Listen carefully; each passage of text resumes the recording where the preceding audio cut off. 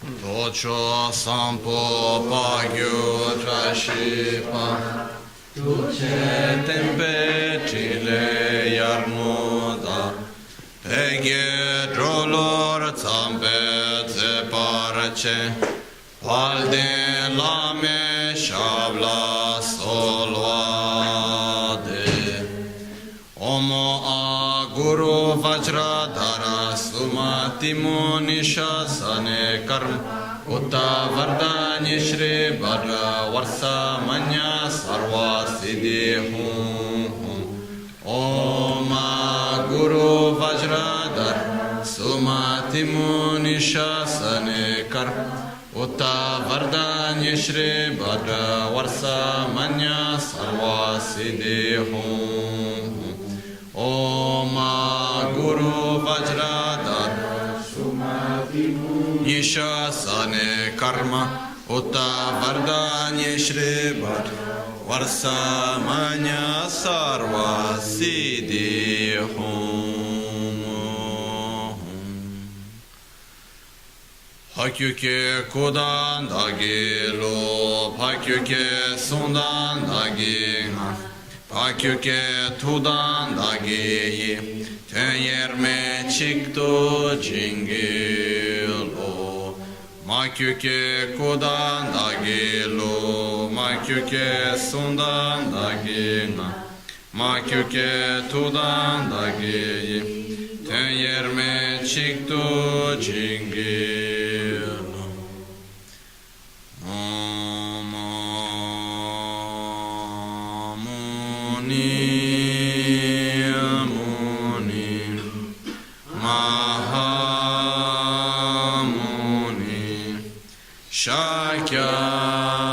Shakyamuni Soha Om Muni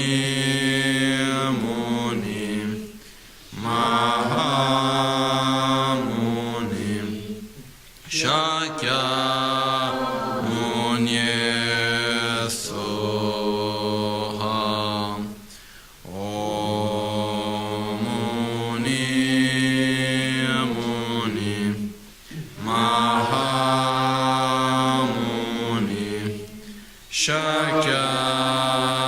Shakyamuni Soha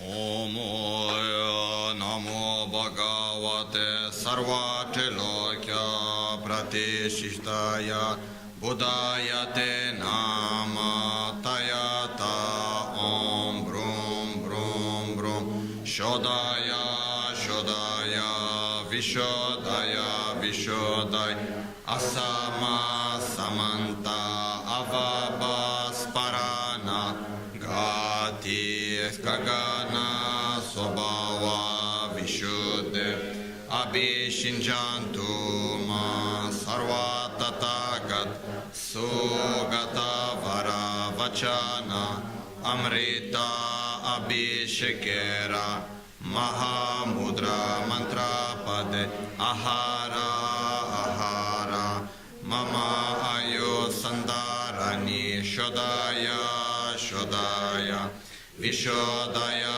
Vishodaya Kagana Sobhava Vishuddhe Ushnisha Vijaya Parishuddhe Sahasra Rasmi Sanchodite Sarva Tatagata Avalokini Shat Paramita Paripurani Sarva Tatagata Mate Dasha Bhumi Pratishtite Sarva Tatagata Hridaya Adishtana Adishtite Mudre Mudre Mahamudre Vajrakaya Samatan Parishuddhe Sarva Karma Avaram Vishuddhe Pratinivartaya Mama Ayur Vishuddhe Sarva Tatagat Samaya Adishtana Adishtite Om Muni Muni Mahamuni Vi Muni Vi Muni Maha Vimuni Mati Mati Mahamati Mamati Sumati Tatata Buddha Koti Parishut Visputa Buddhishut He He Jaya Vijaya Vijaya Smara Smara Spara Spara Sparaye Sparaye Sarva Buddha Adhishtana Adhishtit Shuddhe Shuddhe Buddhe Buddhe Vajre Vajre Maha Vajre Su Vajre Vajra Garbe Jaya Garbe Vijaya Garbe Vajra Javala Garbe Vajro Bhave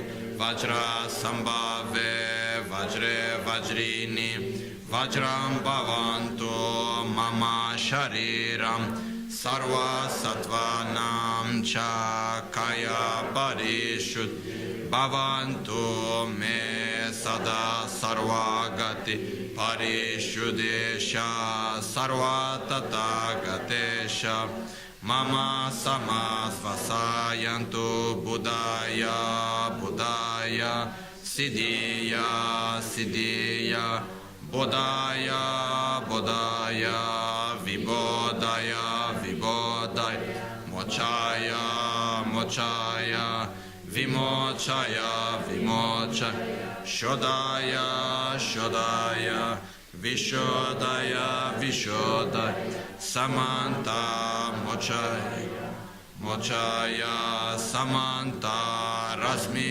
Parishut Sarva Tathagata Hridaya Adhishtana Adhishtite Mudre Mudre Maha Mudre Maha Mudra Mantra Pade Soha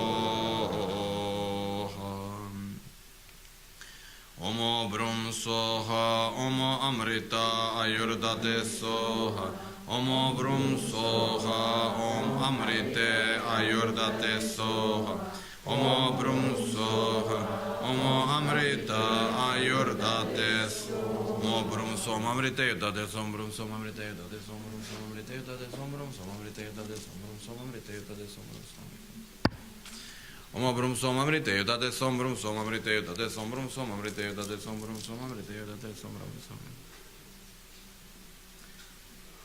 Omo Brum Som Amrita Ayurdate Som Brum Som Amrita Ayurdate Som Brum Som Amrita Ayurdate Som Brum Som Amrita Ayurdate Som Brum Som Amrita Ayurdate Som Brum Som Amrita Ayurdate Som Brum Som Amrita Ayurdate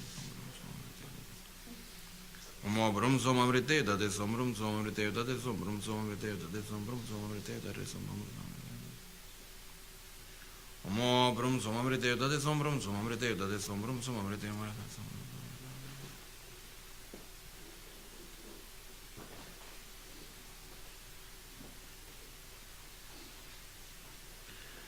Omo Brum Som Amrita Ayurdate Som Brum Som Amrita Ayurdate Som Brum Som Amrita Ayurdate Som Brum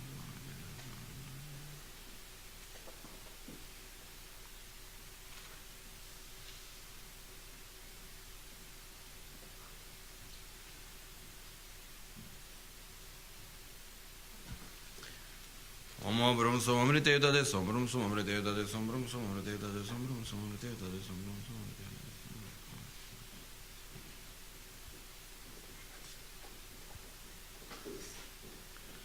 Omo Brum Som Amrita Ayurdate Som Brum Som Amrita Ayurdate Som Brum Som Amrita Ayurdate Som Brum Som Amrita Ayurdate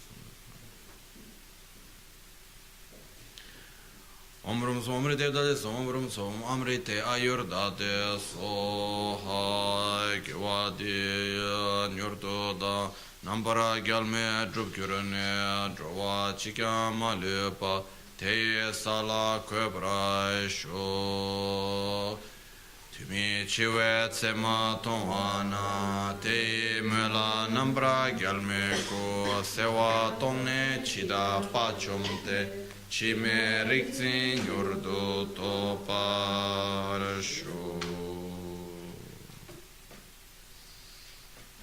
Sangye chedan soge chanamla Chanchu pardu dani kyapsu chi Dagi jinso gibe sonamgi Trola pinchira sangye druparashu Sangye Chodan Sogi Chonamla Chanchu Pardo Dani Kepsuchi Dagi Chiso Gibe Tsonamgi Drola Penchira Sangye Druparasho Sangye Chodan Sogi Chonamla Dagi Chiso Gibe Tsonamgi Drola Penchira Sangye Druparasho.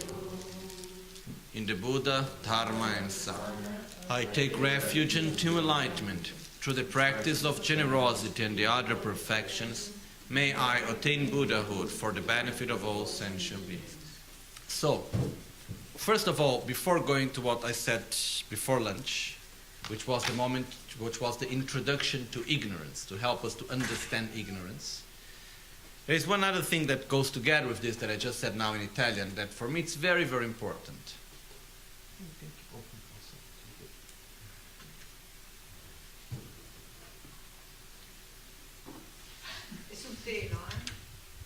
Find its way out. It will find its way out, no problem. So, the point that I want to say is the following. For me, there is one very important rule, one very important, let's say, rule that we need to follow. Everything is fine as long as it works. Without many moral thing, okay, this you can do, this you cannot do, that's okay. You can do anything as long as it works. What does it mean as long as it works? All of us, we have one main objective in life. Like, it doesn't matter who we are, what we do, we want to be happy. We want to make others happy. And even, we are selfish. We want to be happy. We want our happiness, When we get sick, we don't want to be sick. When we have a problem, we don't want to have a problem. That's part of our own way of being. But even selfishly speaking, it's better not to be selfish. So why we shouldn't be selfish? Because it doesn't work. It doesn't bring the happiness that we so much want, that we so much expect. So, similar to that, what we want is to be happy. So it doesn't matter what we do. The important thing is that it should work. So many things that we do in our lives, sometimes we may ask ourselves, why should I do in this way? Why shouldn't I do in that way? Because in one way it works, in the other way it doesn't work. There are many things that we do constantly, like how it's working in this world, that actually they don't work so well. It don't bring us really happiness. No? And it may look a rule that where we say everything is fine as long as it works, it may look like a very broad rule. They have a lot of freedom. Actually not. When you really go to analyze, it's one rule that makes almost no many choices left other than Dharma. This is what really happens. Because when you really analyze clearly what really works, what doesn't work, what really works is Dharma. All the rest is an illusion. But this it's not because, it's Dharma, Buddha said you must follow. No, you should analyze, you should look for yourself. Buddha himself said, you shouldn't follow me just because I said. You should analyze, you should observe. When you are sure that what I have said is right, then you should follow. So, in the same way, we should really analyze, observe what works, what doesn't work in our own life. So what works, so we follow. And in the context here of wisdom, ignorance doesn't work. To grasp at phenomena as being of inherent existence simply doesn't work. That's why we need to change our attitude. It's not because it's the attitude that Buddha taught us. Luckily, he taught us the right attitude, but it's not because, I am Buddhist and I need to be Buddhist. No, we don't need to be Buddhist. We need to do what works. We need to do what brings us really to the state of happiness. Real happiness, not just an illusion, momentary happiness. And I personally have found this path within the teachings of Buddha. So, in this way, that's where it comes the concept of wisdom. Because someone may ask, this is so many things, so complicated, all this inherent existence, imputation of the name, and as we go on through the text, you're going to see things get quite complicated. Why all of this? Because finally it works. finally it brings us really a state of happiness. It helps us really to eliminate our suffering and to help others to do the same also. That's simply why. So we don't need to be part of a group. We don't need to be Buddhist in order for things to go well. I personally like being part of a group. I like being Buddhist. I think for me it's very good personally. But the point is that we need to do what really works, which is internally. So why we study about Buddhism, why we study about the correct view of reality? Because it works. Because ignorance doesn't work. Okay? So, let's see, first of all, what we were, before lunch I was explaining in Italian. Before we go to the actual text, I was looking for quite some time. Now I found the text in Tibetan in correspondence with the English. And we need to understand one thing first. What is ignorance? Okay? To understand ignorance, it takes some time. It's not something really easy, but it's something beautiful. When we are able to see ignorance, at least for me, the moments I could see the ignorance, it brings really a sensation of liberation in the sense that I know now that there is a real solution. I know it is possible. Otherwise, it becomes something so far away, something so abstract sometimes, that when we see our own ignorance, still I cannot change it, still I cannot eliminate it, but I see it, so now I can do something about it. It's like, if I want to destroy an enemy, first thing that I need to do is to know who is the enemy, no? I can build up a whole army, and I can learn many techniques of war, and I can have all types of weapons, but if I don't know to whom I should direct all of that, it's not going to work. So I must understand who is the enemy in order to eliminate it. In our case, our enemy is our ignorance. So we need to know ignorance. We need to understand how it is so we can eliminate it. So let's try to do an introduction to our ignorance. Let's try to see if we can find it, okay? There are many pathways that we can go. So I chose one before, I'm going to repeat it again. First in Italian, now I give the English explanation. Try to imagine, okay, any moment that you have experienced joy or suffering. Choose one of the two, the one that comes easier at this moment, okay? Maybe it's a moment of happiness, maybe it's a moment of suffering. Remember the one that comes most easily, okay? It's important, when we recognize ignorance, it's not an intellectual process. It must be from our experience. We must see ignorance in our experience and not in our understanding. Okay? So, let's imagine this moment of joy or this moment of suffering. Is there an object related to it, or does it stand alone? Most probably there is an object. There is something that makes me happy, or there is something that makes me suffering. Okay? It can be a person, a situation, a physical state. It can be an idea. It can be so many different things that makes me happy or that brings me suffering. Okay? So, in the moment that we experience that sensation of happiness or of suffering, the object that is related to that sensation, how does it appear to us? As existing by itself or in dependence with ourselves? Without philosophic mind.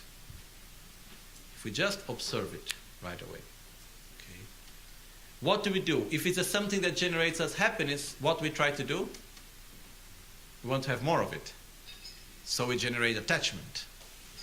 We don't want to lose it. If there is something that is an obstacle, we try to put it aside. Because that makes me happy. I want to repeat it more and more. Okay? If I drink water and water makes me happy, I'm going to try to get as much water as I can. If I can buy the whole ocean, I will. Because water makes me happy. Okay? In the other way, if water makes me suffering, I'm going to avoid water by any means I can. I'm going to try to put water far away by any means that I have. Okay? So, for me, it becomes quite clear that the object of suffering, it's the cause of suffering. The object of happiness is the cause of happiness. That's how we normally experience things. Okay? We're not talking from the point of view of philosophical ideas, just our direct experience. So based on that, what do we tend to do normally? When there is something that makes us happy, we go for it. When it's something that makes us suffering, we abandon it. We create distance. Okay?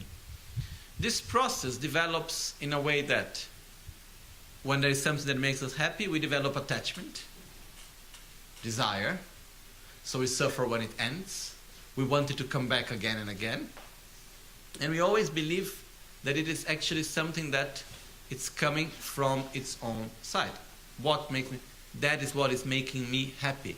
It's not a matter of how I see it. That makes me happy. I need to get that object. I need to get that situation.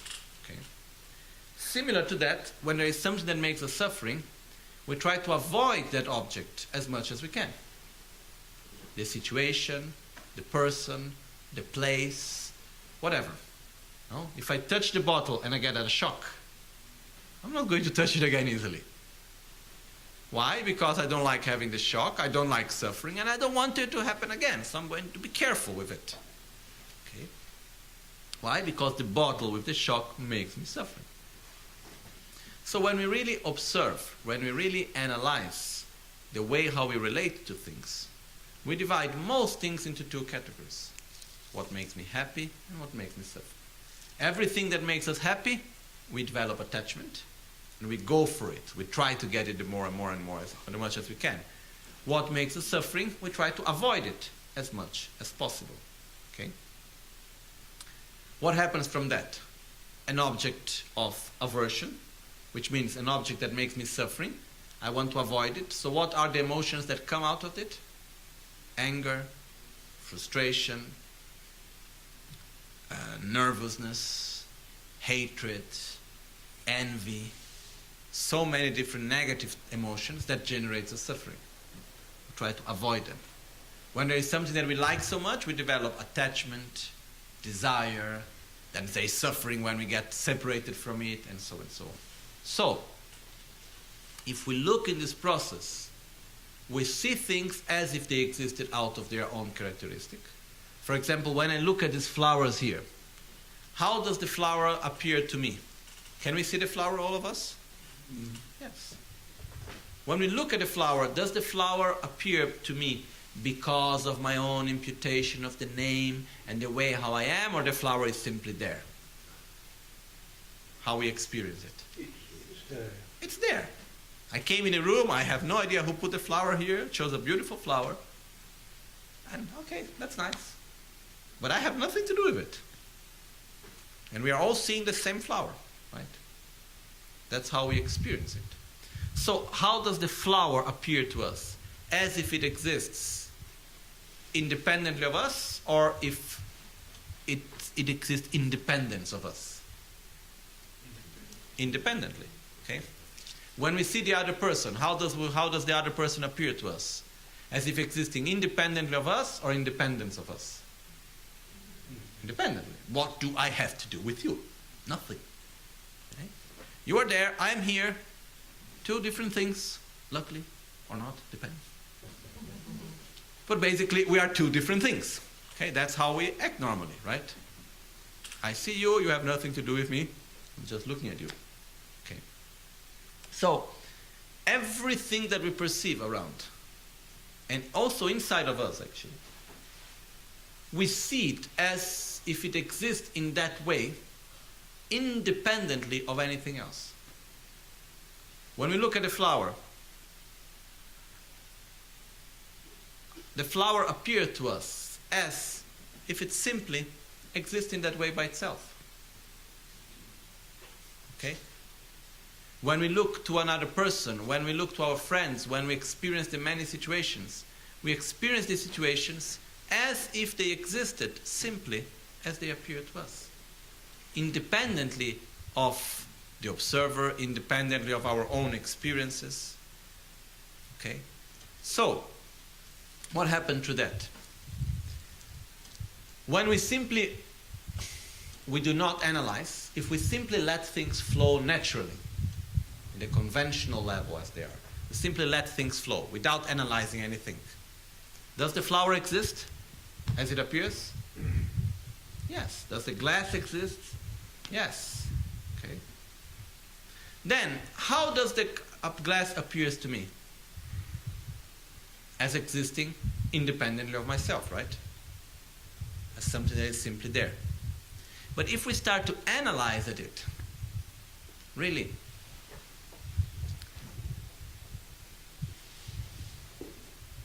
nothing exists independently of the observer. I make it more clear. We have the objects of attachment, the objects that gives us joy, the object that gives us happiness. An object that gives us suffering. Does it always give us suffering the same way? No. An object that gives us happiness, does it always give us happiness in the same way? Why not? Because the object changes? Is the one to blame? No. Because our experience of reality doesn't depend only on the external conditions. A great deal of our experience, not to say the whole part, but we will go more deeper later, but great part of our experience depends on our own perception. Okay? You wake up with good humor, everything is wonderful. You wake up in a bad mood, everything is terrible. Okay? But what happens is that when we see anything, when I look at you, when you look at me, you are all a reflection of myself, and I am a reflection of yourself when you look at me. The same way that when I look in the flower is also a reflection of myself. What do I mean by that? I am unable of perceiving the flower independently of myself. For example, when I look at this flower, it gives me a mixed feeling. In one way, I think it's beautiful, so it gives me joy. It remembers my grandmother and the place remembers me one place in Brazil called Campos do Jordão, where I used to go a lot for my holidays, and there was in my grandmother's house, and there was a lot of these flowers, so it gives me a good memory. In the same time, there is a part of me that really I like the flowers in the plant. I don't like the flowers cut it. Okay? So there is something there. It's good. I'm happy because whoever brought it here made it with a really good motivation, making something beautiful, so I received the love that came together with it also. There are so many things that comes together. Okay? But let's just stick to the fact that it remembers me of my grandmother and of my holidays when I was a kid, which are very good memories. So when I look at it, all this comes together. It doesn't need to come intellectually, but there is a good feeling, which is the result of all the good experiences I had with this object similar to this one. Okay. So in the moment that I look at it, I see it through the eyes of all the experiences that I have had until now. We are totally unable to perceive anything like from blank, We are totally incapable. All the time, whenever we perceive anything, a word that we listen, an object that we see, a smell that we feel, a touch that we have, a taste that we have, a memory, an idea, everything is totally conditioned by all the experiences we have had until now. The education we receive, the people we met, the experiences we had, all of this is constantly conditioning ourselves. So, when I see something, it exists to me in that way as a reflection of myself. This is actually quite clear as long as we start to analyze. Can we get this point together? No? And even if we say, is this flower, we can all look at it. Is the same flower that we are watching? Conventionally? Yes. But if we analyze, is the same flower, the final object that we perceive, is it the same? Perception comes out of three parts. There is the object of perception, there is the sense power, the sense object, the sense power, which is like in this case the eyesight, and there is the sense consciousness. Okay? The three together create what is called contact, the rekpa in Tibetan. So we can perceive things out of these three things together, which means the sense object, which in this case is shape and form, the sense power, which is the eyesight, physical, and the eye consciousness. Okay? Only when the three are together we can perceive form. For example, if I can have my eyesight perfectly, my eye consciousness perfectly, but there is no light and I am in total darkness, I cannot perceive anything. I cannot see anything. Okay? I need light. If there is a beautiful light, a nice object to watch, but my eyesight is not working, I cannot see. If the eyesight is there, the object is there, but there is no consciousness, I cannot see. So the three must be together. For example, when we do how do you call it in English? Anesthesia? No? What is done? The connection between the touch sense power and the touch consciousness is cut. So there is the touch object, cut. There is the sense, but we don't feel it because the connection with the consciousness is not there. Okay? So now, understanding that we perceive the world always through our senses. Now we have 6 senses. The 5 senses plus the sense of the mind. And we perceive the world through our 6 senses. There is no other way. And whenever we perceive anything, there are the 3 objects, which means the sense object, the sense power, and the sense consciousness. It's only when these 3 get together that we're able to perceive anything. So let's take, for instance, this flower. The sense object. Is it the same for all of us? No. Why not? Because we are looking at different positions.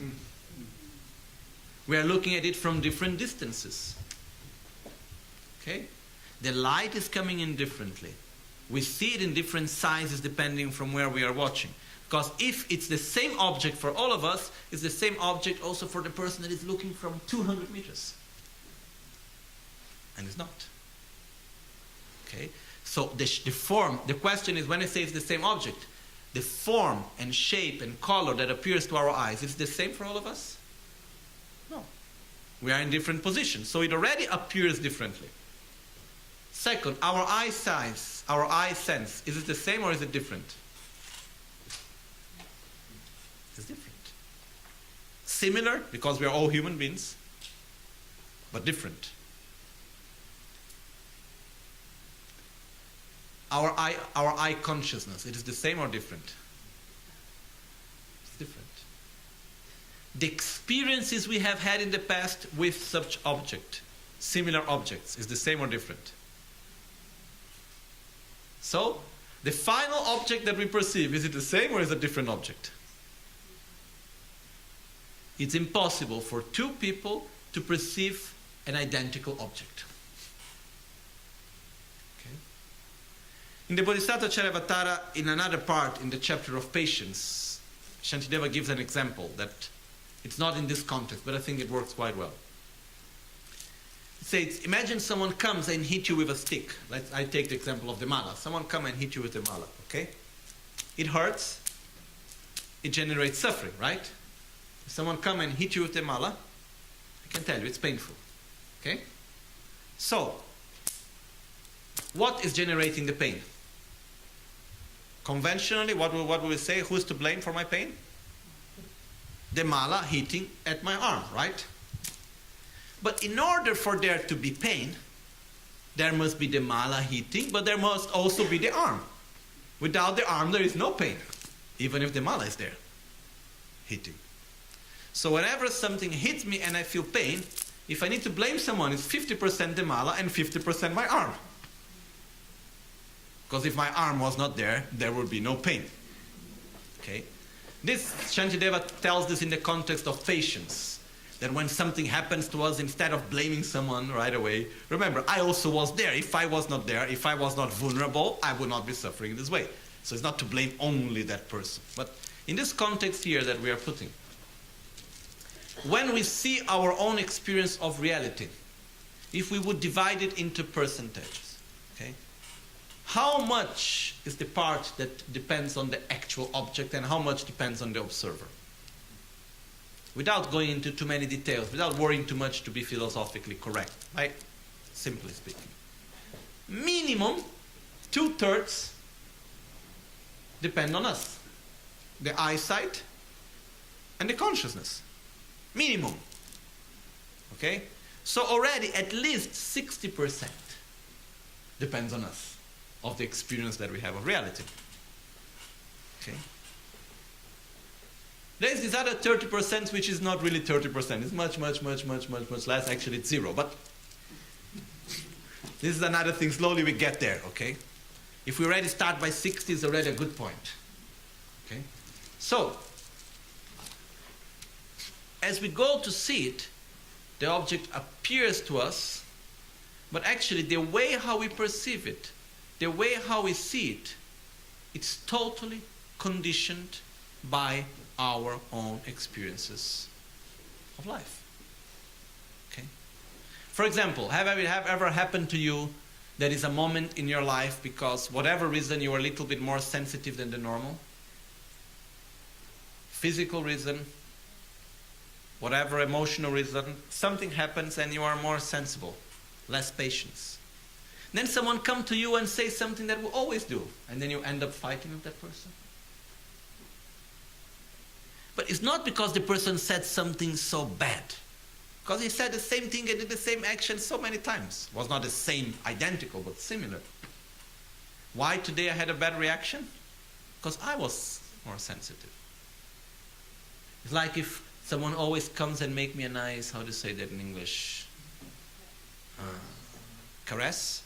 Makes a nice caress to me. But the person doesn't know that I have a type of like fever. Sometimes when I have fever, I have the sensation in my body like there are little cuts. No? Then if someone touches, it's really not nice. So let's say I have this type of fever, and if someone touches me, it's painful, and the person comes and make a nice caress to me, and I say, "Oh, what are you doing? Stop doing that, you are terrible," and I get angry with the person. But who's to blame? The person that did something nice to me, or the fact that I was sick, and because of that I am hypersensitive, and because of that I felt pain? Okay?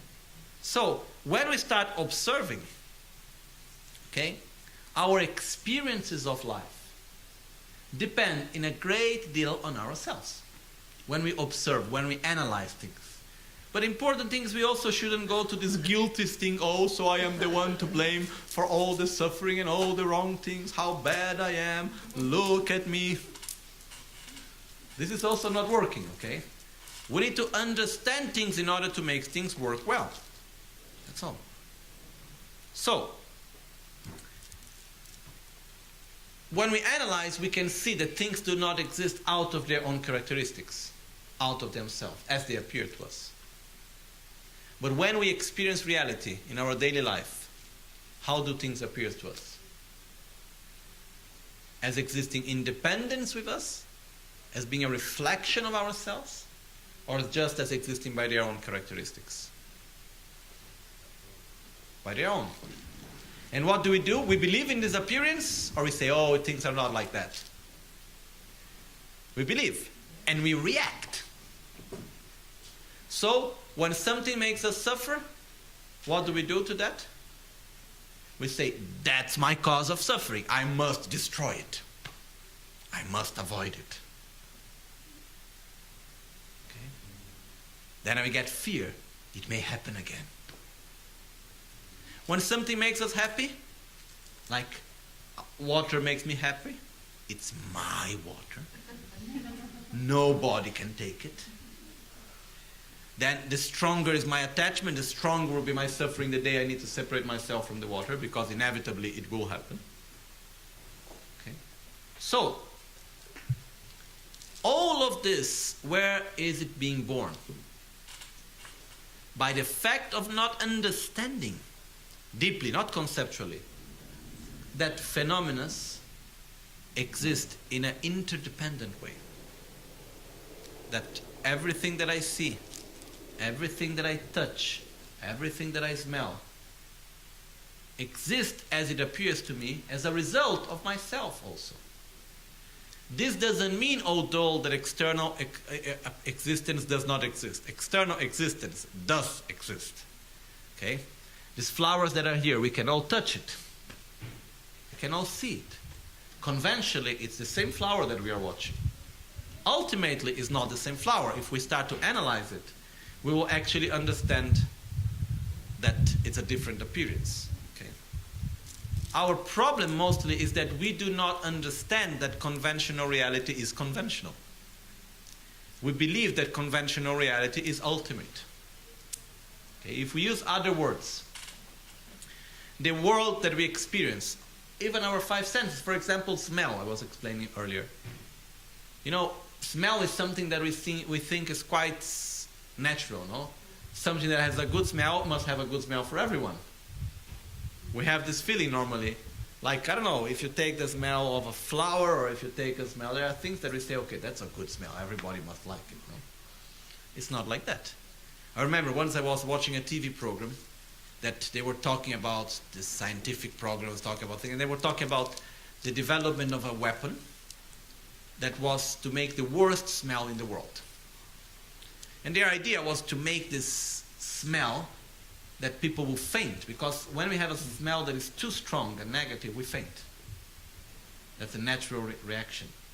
So the idea was to make such a bad smell that if in a case, for example, that they need to evacuate a place or they need to enter, instead of throwing a gas that will kill everyone, they simply throw a very bad smell and everybody faints, okay? And nobody can stand to stay inside there.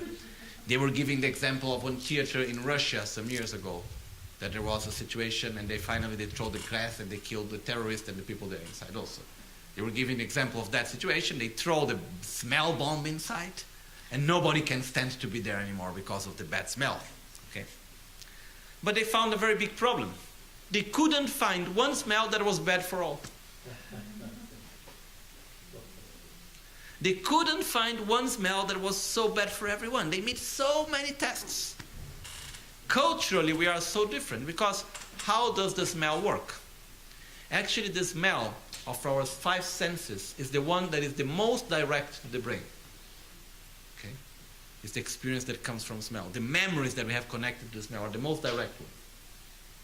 So, the fact of a smell being good or bad depends on the experiences and the sensations we had the first time we felt that smell. That or a similar one. Okay? And most of this is connected to our very early childhood. Okay? There are, for example, just to make an example, no? Why we don't like the smell of shit. Why? Because normally, when we are very small, we get burned. So we connect the sensation of suffering connected with that smell, since we are very small. So this makes us to become a smell that we want to avoid. Okay? There are many explanations to all of this, the way to the smell. So we have different experiences in life, so we have different ideas of smells. And even when we feel a smell, we think the smell is good, because it's not like that. The smell by its nature is not good or bad. It depends on our imputation, the value that we attribute to it. The same thing is for beauty, the same thing is for taste, and like this we can go on. So, what happened is that phenomena appear to us as if they existed by their own characteristics. But actually, it's not like that. And this mind that grasps at things as being out of their own characteristics and beliefs is what generates us selfishness, is what generates in us anger, aversion, jealousy, envy, attachment, and all the rest. Okay? That's why that's the key.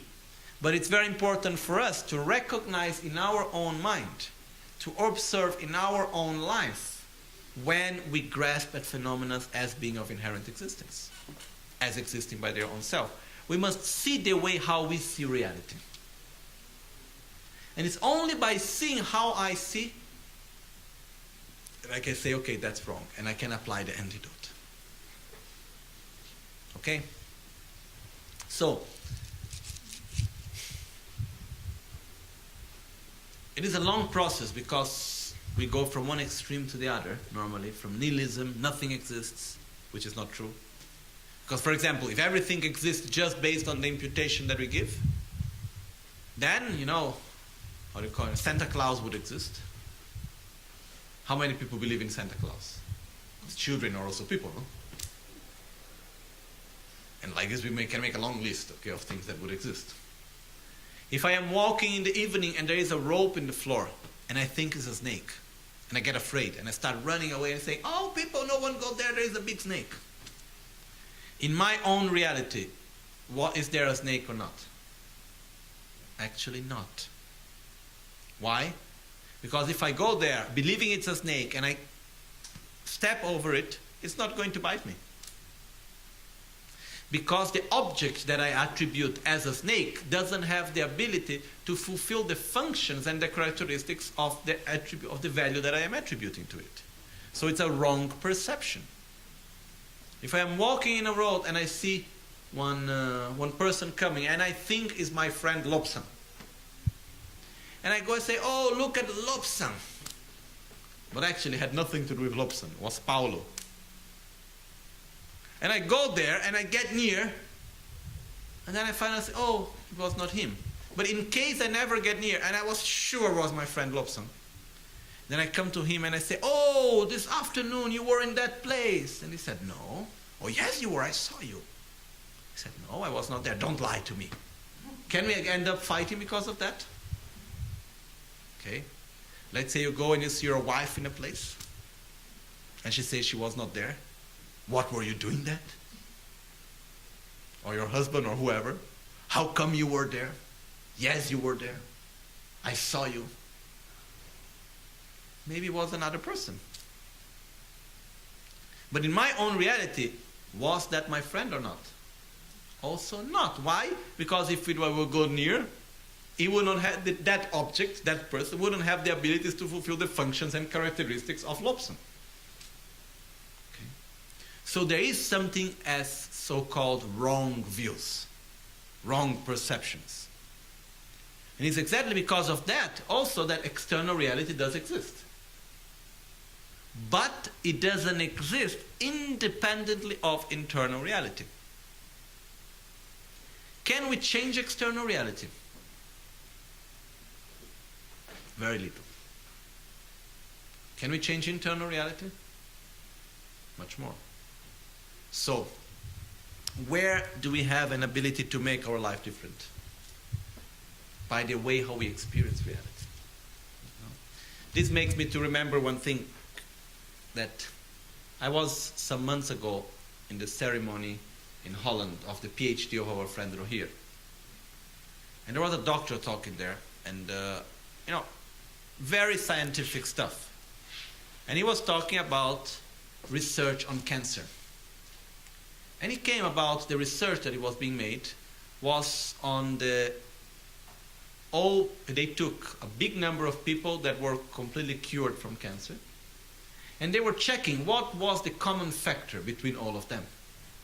Because if I have many people that get cured from cancer, what did they do? Maybe they ate the same thing. Maybe they were living in the same place. Maybe they were jumping 3 times a day. I don't know. What were they doing that actually made them get cured? The only common factor that they could find between all of those that got cured was that while they were doing their cure, they all believed that they would get cured. You know, it has nothing to do if it was chemo or if it was this or if it was that.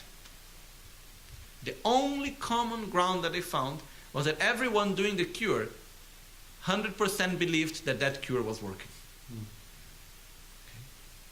So, our mind has a level of power that goes much beyond what we actually believe and understand. Okay? But in our daily life, what do we tend to see? That things exist only externally. So what do we do in our life? We live the life in order to do what? How do we use our time and space? To avoid objects of suffering and to gain objects of pleasure. That's what we do all the time. And one of my teachers, Gelapala, he used to say, if in your life you only go out for objects that give you pleasure and avoid situations that make you suffer, there is no difference between you and a cow. When we were living, there were a lot of cows around. And then he was saying, look at the cow. It's hot. What the cow does when it's very hot? The cow stays under the sun or goes where there is shadow? Goes under the shade. So, cow avoids suffering. If the cow is eating the grass and there is one place where the grass is very new and fresh and one place where the grass is very dry, where is the cow going to eat? The fresh grass. This means that the cow wants pleasure. Okay. So, what's the difference? We choose the better restaurant. And we try to avoid one thing here and one thing there and so on and so on. Okay. But if we only live like this, and very sadly there is a great deal of people that only live in that way, we are not using our abilities and it's not really working. Okay? So the point is that in order for it to work for us, we need to understand how our mind functions, how we relate to the world, how we perceive things, so that we can perceive in a different way, so that we can apply the antidote to it. So we see phenomena as if they existed out of their own characteristics. They are there, I am here. But when we analyze it, we see that it's not like that. But how can we change? By repeating it again and again to ourselves, understanding it, and gradually, slowly, we make a change. Because our tendency is to go from one extreme to the other. First, everything exists as it appears, then suddenly nothing exists, that's all an illusion. It's not like that also. There is right and wrong, in my perception. There are many ways that can be right and many ways that it can be wrong. But it's not like anything that I imagine can be right. Because otherwise we go to the point there is no good action and bad action. Oh, everything just depends on the imputation. If you think it's good, it's good. If you think it's bad, it's bad. It's not like that. A good action, a positive action, is an action that is done with the intention to bring happiness and with the right conditions that actually is bringing happiness. If in a wrong action is an action that generates suffering, both in the intention of generating suffering and in the action itself. So there is a clear difference of the functions and the characteristics of a positive action and a negative action. You know, I can see someone killing someone else and beating him up, and I think, oh, that's how good that he's doing that. And I may really think it's really good. He doesn't make it good. Because I think. Why? Because it's generating suffering, and it's because it's done with the intention to generate suffering. Okay? So, there is difference between good and bad, right and wrong. There are also things like that. But it's much more vast than what normally we understand. Okay? So, the first step, which is very important, is for us first to see our own ignorance, really to observe, to analyze, and to see how do I experience the world. Okay? Not intellectually, from the heart, in the experience. When I see something, when I see a person, when I look at you, how do you appear to me? As being interdependent? Why do you exist? For me, because I exist. Why do I exist? Because you exist. What do I mean by that? The perception that I have of you doesn't exist independently of you. But at the same time doesn't exist independently of me. That's why we say the external reality and internal reality, they are of the same nature. One doesn't exist without the other. The glass doesn't exist as a glass for me, independently of the imputation that I give, the value that I attribute to it. And that same mind, in other words, the glass doesn't exist to me independently of the mind that perceives the glass. But the mind that perceives the glass doesn't exist independently of the existence of the glass. That's why they are complementary. It's like big and small, here and there. No? If we go to 2 points, we have this mountain and that mountain, or we have this chair and that chair. When I am in this chair, what is the other chair? That chair. I move chair. I go to that chair. What does that chair became? This chair. And this chair became that chair. Okay? So similar to that, this and that exist only independence of each other. Okay? Big and small exist only independence of each other. External and internal reality exist only independence of each other. But normally we are not aware of that at all. So when we see someone, we do not think that this person exists to me in accordance to my own experiences, to the value that I'm attributing, none of that. We forget that we are impermanent, that we are constantly changing. So when we were here this morning and we are now here again this afternoon, we are different. We have changed in many ways. But we do not understand that very often. Things appear to us as if they were permanent, as if they were by their own characteristics, their own nature, the way they are. Okay? So, again, it's important for us to see our ignorance. And for me at least, the moments that I have been able really to see ignorance, it's so nice. It gives a sensation of strength even. It's something like this. Let's try to see.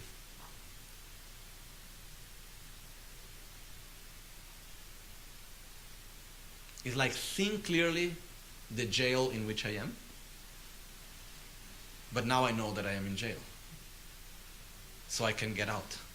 I can put my effort to get out of it. Before I thought I was free. I couldn't move much. But I thought I was free. In the moment that I see what is actually, trapping me, what is blocking me, I'm still blocked. I'm still trapped. But I know where it's coming from, so I can do something about it. And this is so beautiful. So nice. It's not yet as beautiful as being free. Far away from that. But it's something good. So this is what we need to do. So to observe our own self, to see our defilement, it's really important. It's really, for me at least, all the times that I'm able to look at myself and really see the defect that I have. Good. Let them come. Because then we can deal with them. If we pass our life escaping from our own defilements, changing the objects of attraction, the objects of aversion, changing this, changing that, we'll do that a whole life. And we won't really change. Instead, problems are there to be solved.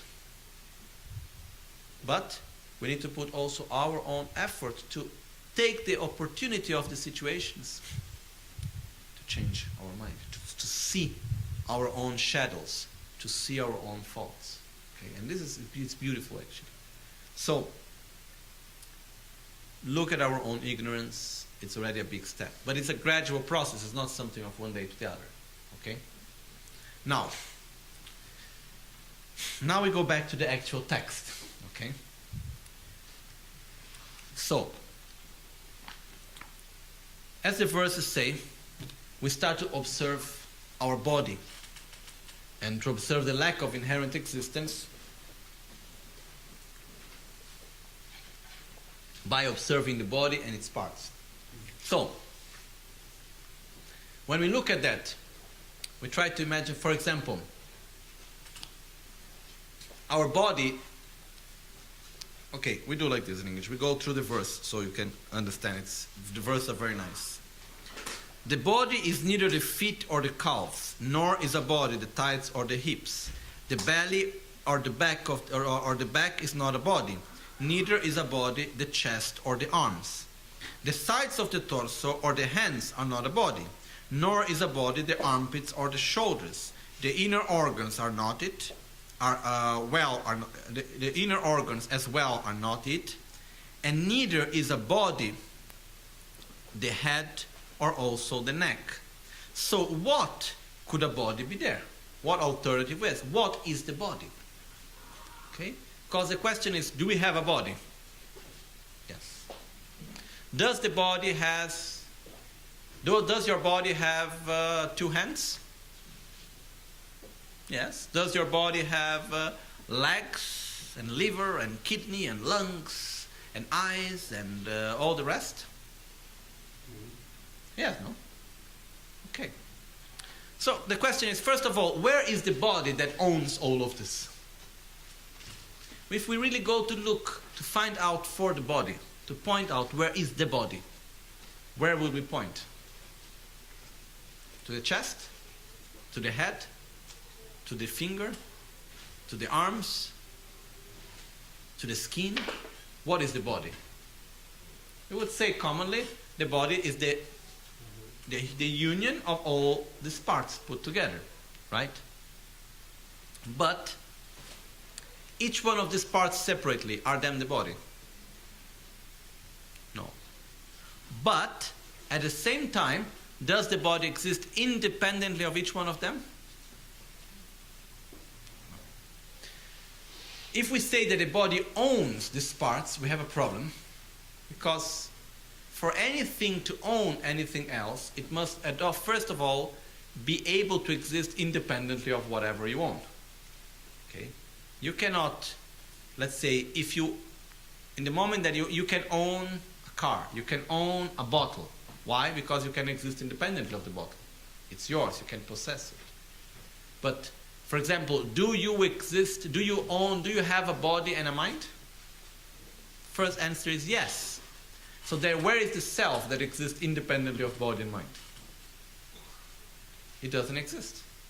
So actually we do not own a body and a mind. We exist in dependence of a body and a mind. The body and the mind composes ourselves. Okay? Then we go to look at the body. Where is the body? Is it in the arm? Is it in the head? Is it in the shoulder? No. It's in the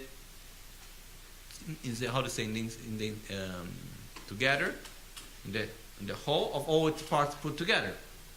But then the point that we go through is that does the body possesses, does the body owns all these parts?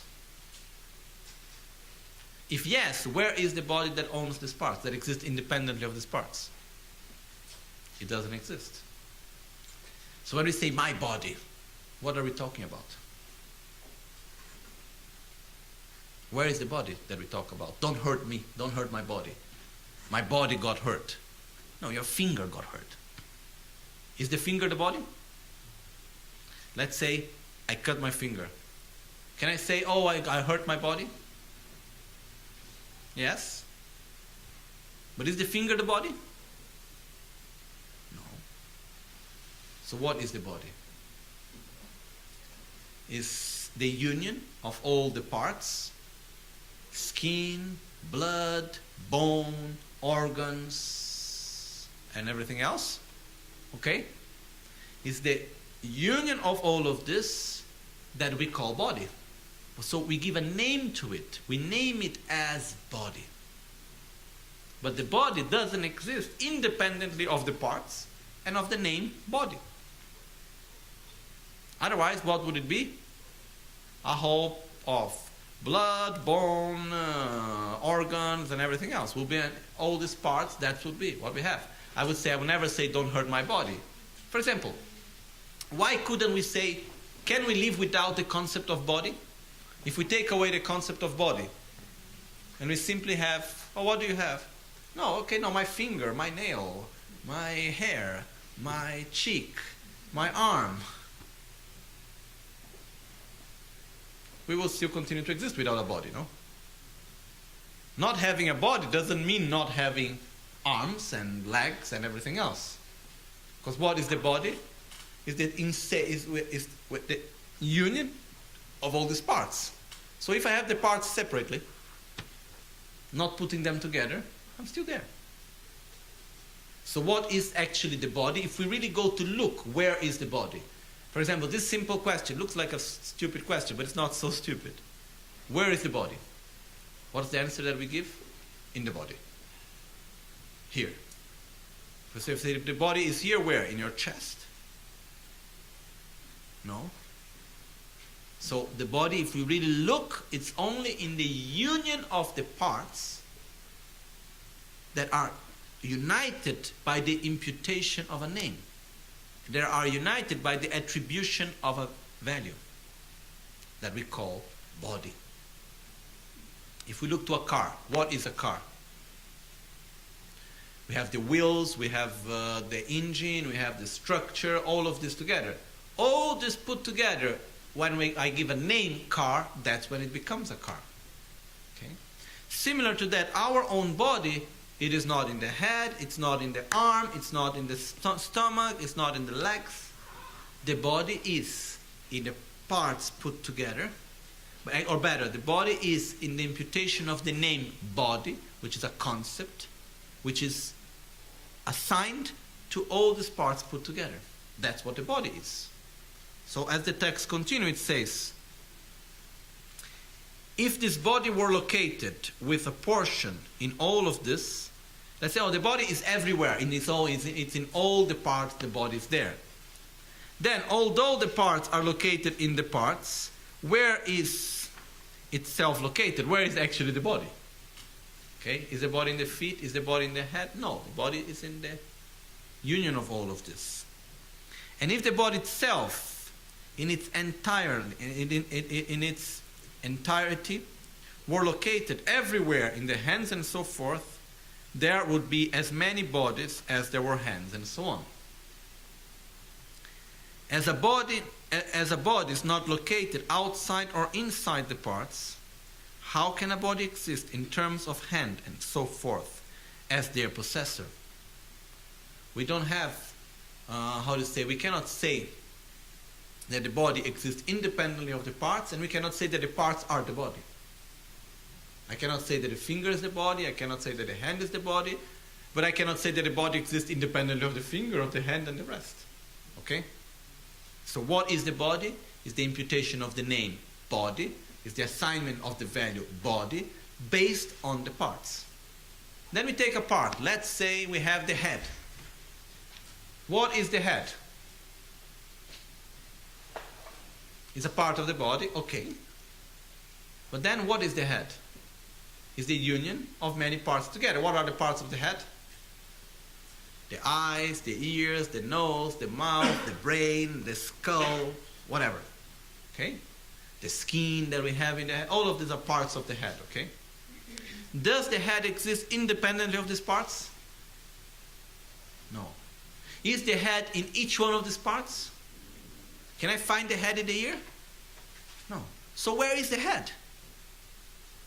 Is in the union of all these parts, or better, is in the imputation of the name head, in the attribution of the concept head, that is based on all these parts put together. The head doesn't exist independently of the name head, that is based on these many parts. Then we take, for instance, the nose. What is the nose? The nose is nothing more, nothing less than the name nose, based on the many parts that put together create the nose. Is the tip of the nose the nose? Is the left or the right hole is the nose? The left nostril is the nose? No. Is the nose, what is that? That's the concept nose, based on all these parts put together. And like this we can go on and on and on and on and on, dividing into many parts. Finally, what do we get? Nothing. There is one concept that is not directly from Buddhism, that it says, if we divide each and everything, we can take anything, let's say our body, then we divide into parts. Then we take up a part, and we divide into parts. Then we take a part, and we divide into parts. And like this we go on and on and on. We get to the atom. Then we divide the atom, we get the nucleus of the atom. Then we divide the nucleus of the atom, and we go on and on and on. Finally, what do we have? Space, energy, nothing. And we can always divide it more and more. That's why some people say everything is made out of nothing. Okay. I have a different concept. Nothing is made out of anything. Which means there is nothing that exists as it appears in a solid manner. There is nothing that is like, okay, the actual substance that makes everything else. Okay? Everything exists independence of its parts and independence of the name that is attributed to it, the value that is given. As we can see, the self doesn't exist independently of body and mind. The body doesn't exist independently of the head and the shoulders and the organs and so on. The head doesn't exist independently of the eyes and the nose and all the rest. The nose doesn't exist independently of the tip of the nose and the nostrils and all the rest and so on. And like this we could go on and on and on and on. But the important point here is that when we observe the head, what is the head really? You really think, what is the head? Is this the head? No, this is the skull. Where is the head? If you try to find it. Okay, it's above the neck. This we know. But other than that, where is the head? We don't know where to put our fingers, to say, oh, the head is here or there. Sure, it's not here, but when we go to point the head, oh, this is the mouth. That's the ear. That's the nose, the eyes. But where is the head? The head is only in the imputation of the name head, based on the many parts that compose it. And like this we can go on and on and on. That's why the text concluded saying, thus, a body is not truly existent, which means a body doesn't exist from its own characteristics as a body, but because of bewilderment in terms of the hand and so forth, a dualistic mind arises of a body. It's like a dualistic mind that arrives of a man in terms of a scarecrow by its feature of having been set up in its shape. When we look at a scarecrow, this little sort of, how do you call it? Like a man, it's made the shape of a man in the middle of the fields, no? They make it look like a person in the fields in order to scare away some animals, no? So when we look at it, can we see it as a person? Yes. Why? Because it looks like there are many parts put together. Why can we see a scarecrow as a person? Simply because the parts put together, and based on that parts we attribute the name body, we attribute the name person. Similar to that, for as long as the conditions are assembled, the body is seen as the body of a scarecrow is seen as a man. Likewise, for as long as there are hands and so on, a body is seen in terms of them. Which means, as long as there are the parts and we attribute the name, there is a body. If we take any of this, there is no more body. As long as there are the parts and there is the attribution of a name, whatever exists. In the moment that we take any of this out, the object doesn't exist anymore. So when we really go to look, where are phenomena? No? Just as we have just seen now, where is the body? What is the body? The body is nothing more, nothing less than the imputation of the name body based on the parts. If we take the parts, what is the head? Finally, the head is nothing more, nothing less than a concept, a name, head, based on the parts. And like this we can go on and on and on and on. Okay? Sometimes all these ideas, all these concepts, they may look difficult, and sometimes we may ask, but what's the use of all of this? All these concepts are like pieces of a puzzle that we put together. And when we see the piece alone, we cannot understand its function.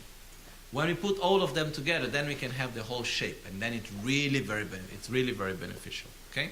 So we do one part of the puzzle at a time. Now we got at the part that we understand that a body exists based on what? On its parts and on the imputation of the name body. Otherwise, the body doesn't exist in any other way. There is no other way to define a body other than this. Okay?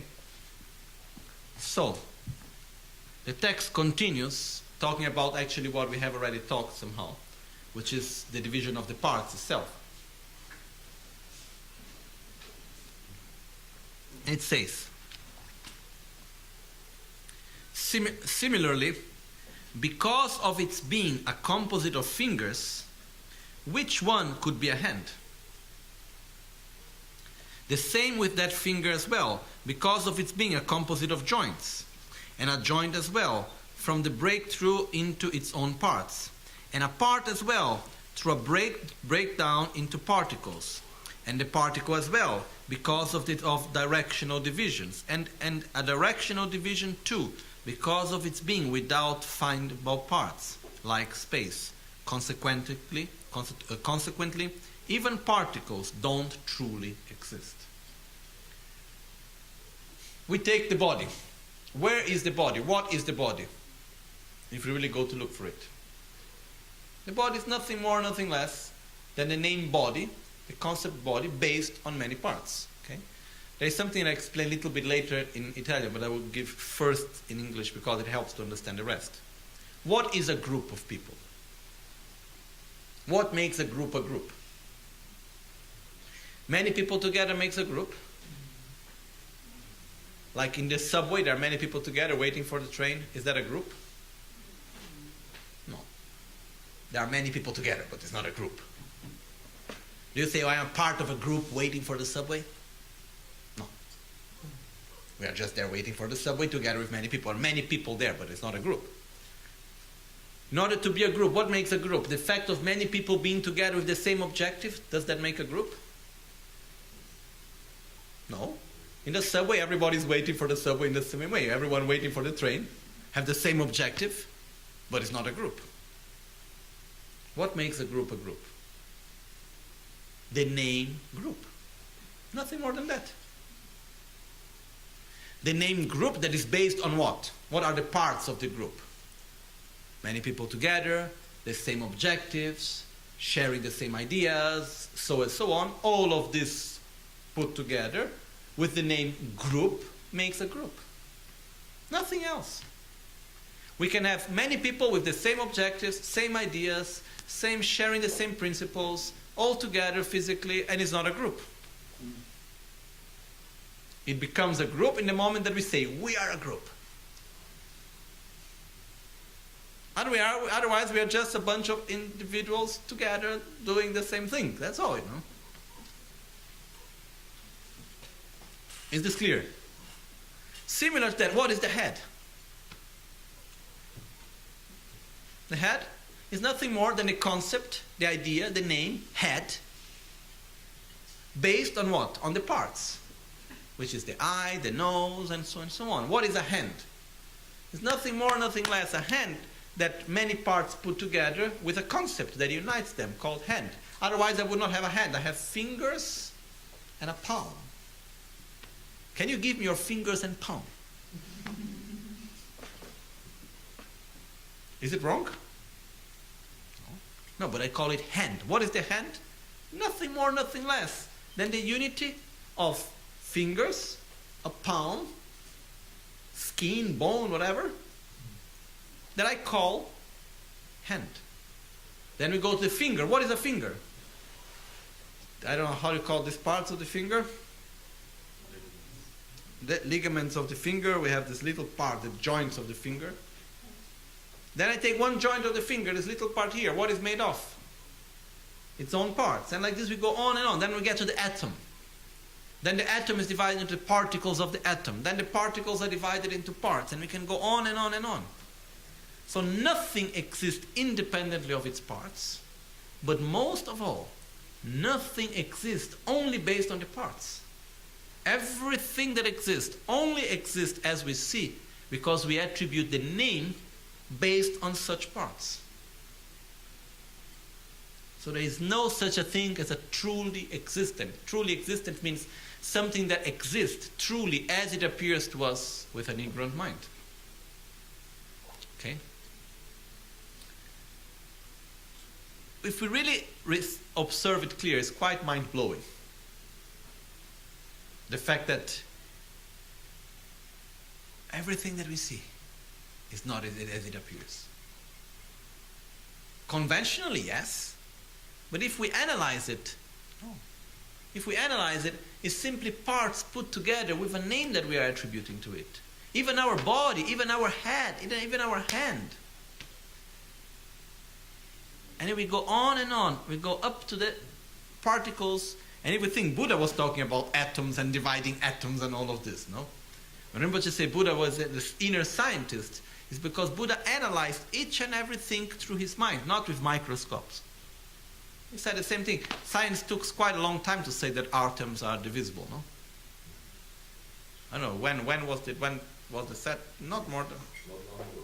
no more than 100 years. Less than that. Buddha said that 2,500 years ago. And still in science we are trying to find something that exists by inherently. You know, they built this whole thing under Geneva, the chair, to try to find the ultimate particle that makes the universe. Buddha said it doesn't exist already. Because they find something that they divide. Then they divide that, then they divide that, then they divide, and they will go on dividing them. No? Maybe we build a chair, an even bigger one. Because then we need to divide the particle of the particle of the particle of the particle. I'm not saying that what they did is useless. I really have no idea what's the use of all of that. But some use is there, I respect. But the point is that one point is that Buddha has always really analyzed things. And it's incredibly beautiful when we see the way how he analyzed it. And the main point here is for us to understand that not only phenomena depends on parts, but nothing exists as it appears to us, this bottle. Because when I say bottle, what do I think? Of parts and of a name? No. It appears truly for me because it appears as being truly existent, because it appears as existing in this way independent of anything else. But if I really go to look, where is the bottle to get? I cannot find it. I will find glass, I will find the upper part, I will find the lower part, I will find the sensation of touch, I will have the temperature, I will have the shape, I will have the color, I will have so many things put together that I call bottle. Okay? So, like this is for everything else. So, slowly we get to the point. Detar milam tabui sukla chöden sushik cha. Tena ranshi mebelu milam tabula chakpar mirikpa. So it says, therefore, what discerning person will be attached to a bodily form which is like a dream? And when like that, a body doesn't truly exist, then what's the male and what's the female? If suffering existed by absolute nature, how is it that it doesn't undermine experiencing pleasures? And if happiness, for those tormented by grief and the like, were a tasty dish of such things, why doesn't it make them delighted? Okay, we go first verse 87. Then we are going to the part of sensation, the next one. We finish the body and enter into the sensation. Okay. So, the next two verses that ends the part that regards the body say,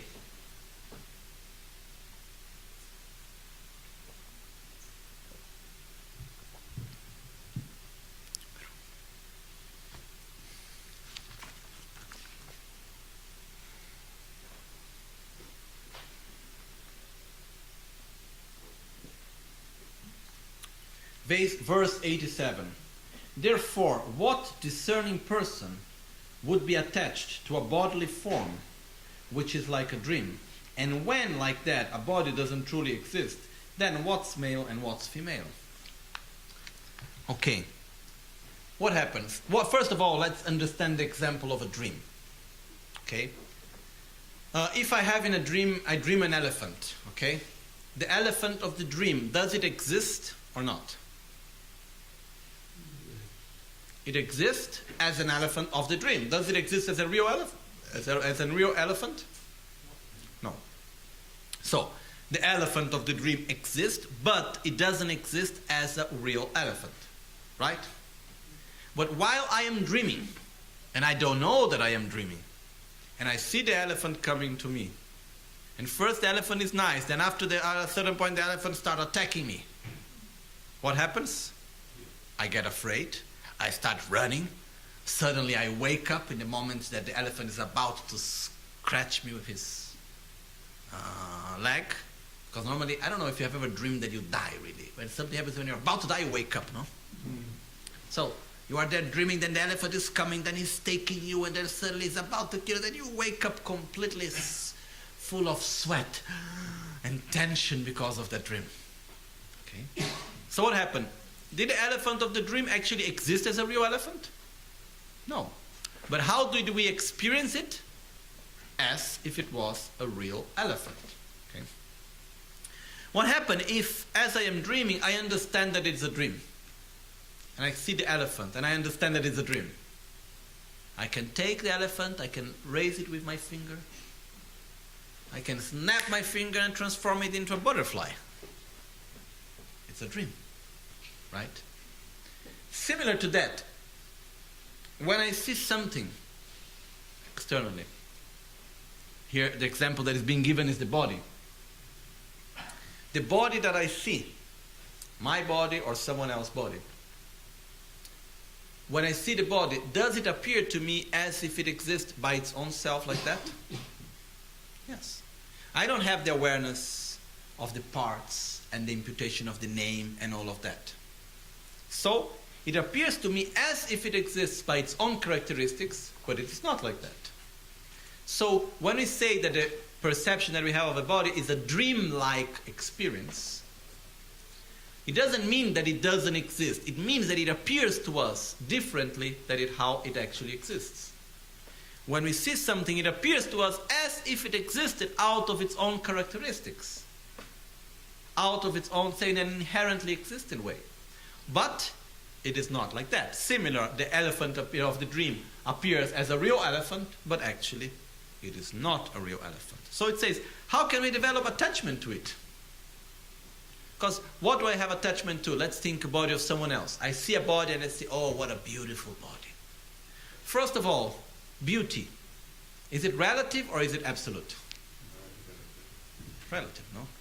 When I talk about the beauty of a body, it makes me remember a couple of friends of mine. They went to one island. If I remember well, it's called the Togo Island. And in this place, their concept of beauty of woman is very, very fat woman. So, let's say at least 150 kilos, like really, really, really obese woman. They told me even in the plane we're going there, they need to put the woman sitting in a specific way because there are small planes. Otherwise, for the weight, they have a problem. It has this very small plane. And if you have people of 150 kilos, you cannot put them all in one side of the plane. Maybe our pilot can say if it is right or wrong, but I think it's like that. Divide, otherwise you're gonna, the tail's not gonna. Yeah. So that's what happened to them when they got there. They had the seats that they needed to put this woman sitting in a specific way, So, and even the king there is so fat because historically, today it's not like this, but they still keep the tradition. The taxes that the people pay were in gold, and the people needed to offer to the king his own weight in gold every year. So that's why he was very, very fat also. Okay? And until today, they say they have this ceremony where they put at a specific moment the king seated in one scale, and on the other side they put the gold, to show the weight of the king. Anyhow, the point is that if you go into this place and you take someone coming from here, like Miss Italy or whatever, okay? Whatever Miss, goes there, what would people think about her? Poor girl. What happened to you? Nobody's taking care of you. What an ugly thing, And I'm sure if this girl that is used to be so thin and I put so much effort to be thin goes to live there without an idea of coming back, after some time she will do everything possible to get a bit fatter. Because the only reason why we want to look in a certain way is because we want to be loved, no other way, We want people to have attention to us and so on. If everybody starts saying how ugly you are, oh, how terrible, how awful, you walk on the road and everybody do like this. After some time you want to get fat. Okay? But it's another story. The point now is that beauty is totally relative. Even if we take, these Barbie dolls, and we take the Barbie dolls of year 2010, 2090s, of the 80s, of the 60s, and so on, it's completely different. Before the Barbies, they were a little bit more fat, and so on. Now the Barbie looks, they are sick, Luckily there's some clothes to put on it. Otherwise it's really like a poor, sick thing, like too thin, Even there were people actually complaining about this Barbie because it's incentivizing anorexia. What do you say in English? Anorexia? Yeah. So it's really dangerous, but it's another subject also. The point is that beauty is totally relative. Okay? And we know that. Right? So based on this, it's important that when we see someone and we say, oh, look at that, what a beautiful man, what a beautiful woman, and we get a lot of attachment and desire. What are we having desire for? Our own imputation. Why is this person beautiful? Because I think so. Why? Because of my culture, because of my background. Even, for example, in Tibet. You know, now things are changing, the new generations, but for a very long time, not so long time because it didn't last very long, but when the first time they saw people with light hair and eyes, they thought it was extremely ugly. Because they have never seen before. So when they saw the first people with blonde hair and green eyes and blue eyes, oh, what is this, people sick or what? Oh, that's too ugly, you know. And the first time I heard about it, I was saying, oh, really? They say, yes, yes, yes, you know, it's really awful. Why? Because there is not culture, there is not experience on that. So even what we think is beautiful, it depends on the experiences we have had, it depends on the culture that we have. So what Shantideva is saying here, come on, wake up that you are all developing so much attachment for what? For your own imputation. You know? Nothing more than that. Because even beauty or ugliness doesn't exist out of its own characteristics. It depends on the imputation. Have you ever seen something that you thought was really ugly and someone thought was very beautiful? It's very normal. But the main point is that really it depends on the way how we impute. But the problem is that we are not aware of it. We think, oh, what is beautiful? Oh, like this, and like that. But it's just the value that we are attributing to it. Nothing more than that. Okay? Oh, I am ugly. Why? Because I think I'm ugly. That's all. No other reason, really. Then, in our society, there are common ideas that we transmit to each other, culturally, and so on. There is, for example, one thing, just to conclude, because it's too late, but there is one saying in Tibetan, which is something like, the mustache, the beard, and you know when some people have a sickness and they have this big thing here, they call it ba in Tibetan, are the ornaments of monks, they say. Which means monks, they cannot wear different types of clothes. What they can do, they can wear maybe a little mustache, a little beard, and they also think this is beautiful, you know. They also say that this is an ornament, you know. And sometimes I've seen like some people, they have this. I don't know, how do you call this in English? You know what I'm talking about? No. It's some sickness that people have and it develops like a big thing hanging on the neck. Okay? Maybe we don't see much here because I think people operate it, no? Take it away. But in Asia, like in some people, they think it's beautiful. So they see it as an ornament. They go around like feeling, oh, you know, look at me. So you can see how it's completely relative. Even I am beautiful, I am ugly, that's what is making, that is the value that I myself am attributing to it. Nothing more than that. Okay? So really, what Shantideva is here saying, wake up, you know, what are you attached for? For something that doesn't exist. Because the beauty, the beautiful body that to whom you are attached by its own characteristic doesn't exist in that way. You are attached to what? To the value that you attribute based on the parts that are there. Nothing more than that. Okay, so we leave here for today, and then just for us to understand how actually tomorrow we'll go through verse 88, that is showing how even the sensations also work in the same way. They do not exist independently of the imputation of the name. Okay, we still need to do tsok. So what we will do, we will make a break now. What time is it? Okay, it's 6:45. So I think we just do one break of 10-15 minutes, and then we do the tsok. We see if Rinpoche has already finished that, then we do the tsok in the Gompa, otherwise we do the tsok here. Ok? Facciamo una pausa adesso di un quarto d'ora per fare lo tsok. Se vediamo che Rinpoche hanno già finito, facciamo l'offerta dello tsok in Gompa, tutti insieme, in caso contrario la facciamo qui. Ok? at dawn or dusk, at night or midday. May the three jewels grant us their blessings. May they help us to achieve all realizations and sprinkle the path of our lives with various signs of auspiciousness.